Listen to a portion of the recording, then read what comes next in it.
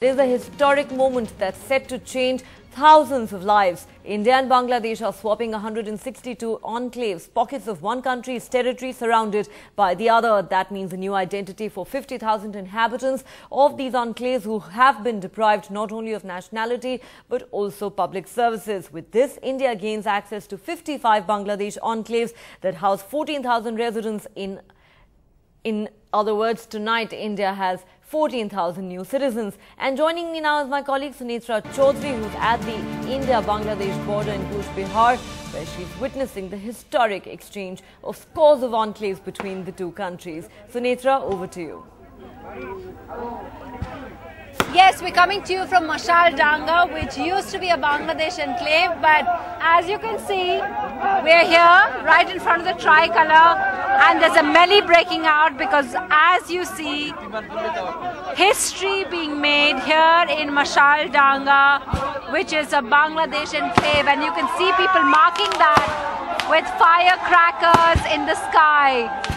This has been a community of deprived people. They haven't had too much. It's an area which has had no resources at all. They've been a people without any country. They've been a place with nothing, with not even a police station. And so today is their day when they gain a country. And so while this is a complete people's participation, you have no government here, no DM, nobody coming. It's just the local people and a couple of activists who've been fighting with them, all of them marking the takeover of them by India. A moment where India finally gets these little islands. You know, when you said that we are here at the border, actually the border is a little far away. These were little pools of foreign land within India. And their story is such, just look at what's happening. It's beautiful.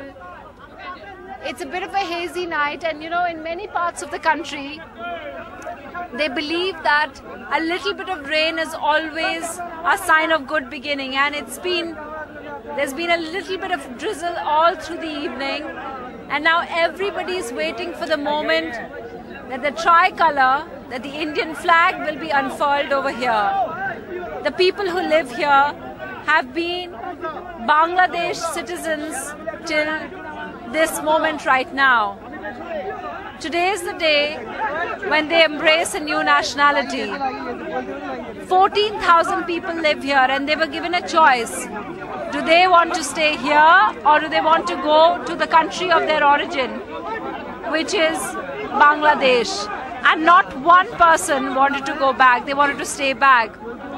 Similarly, there were 38,000 people across the border who were Indians, and they were also asked whether they wanted to stay or they wanted to come back to India. Most of them, 37,000 in fact, have opted that they stay back. As you can see, this warm July night, the last of July, being marked with these firecrackers by the people of Mashal Danga, by the people of the Bangladesh enclaves who are now citizens of India. Do you see the lantern that has just been lit in the sky?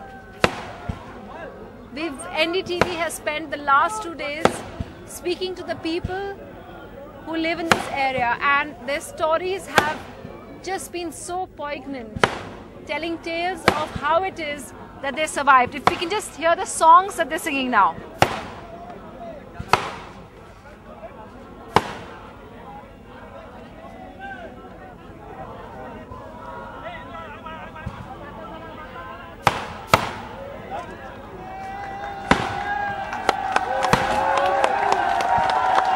As you can see, Bharat Mata ki! Bharat Mata ki! Bharat Mata ki! Bharat Mata ki! Bharat Mata ki! you can hear the cries of celebration, the that have just filled the air in this tiny little village, which used to be a little island of Bangladesh inside India, but now it's as much a part of India as any other part. In fact, Independence Day, one would say, has come a little early for the people of Masaldanga. Masaldanga, a very small one of those enclaves. Let's just hear the people.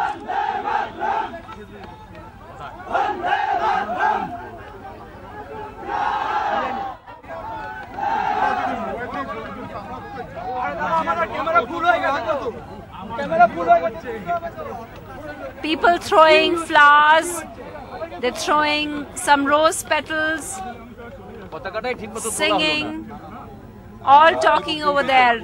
I wish I could bring you the voices of the people over here, but they all just speak Bangla. But what can be translated is that the language of happiness, a language of finally getting what they've been fighting for the last 68 years.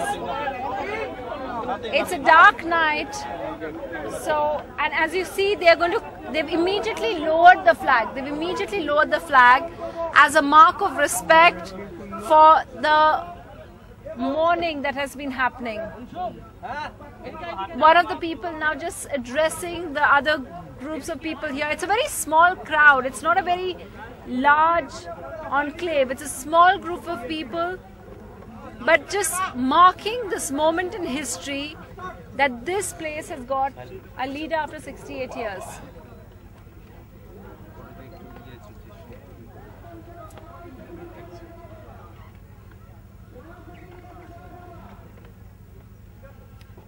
One of the people, activists who works here, he's just speaking to the local people.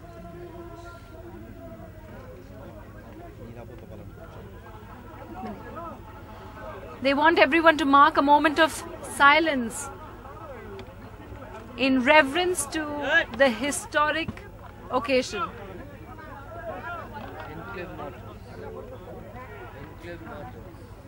For the enclave martyrs, that's right.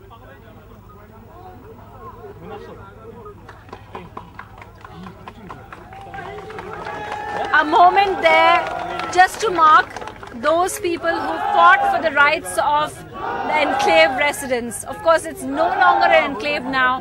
This is a village like any other. And as we were speaking to the district magistrate earlier in the day, he told us that one of the first things that they're going to do is to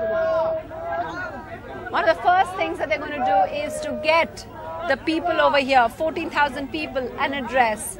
That's going to be one of the first tasks ahead for the people over here. It's a very simple ceremony. They all had a little bit of a community dinner of meat and rice. That's what everyone had. A lot of them, there's no electricity over here. Whatever they have is just a kind of make-to arrangement. So some of them, some houses, they lit 68 candles to mark the 68 years they've had to strive to get independence. And now they finally got what they started out.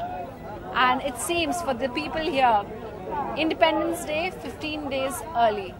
Back to you.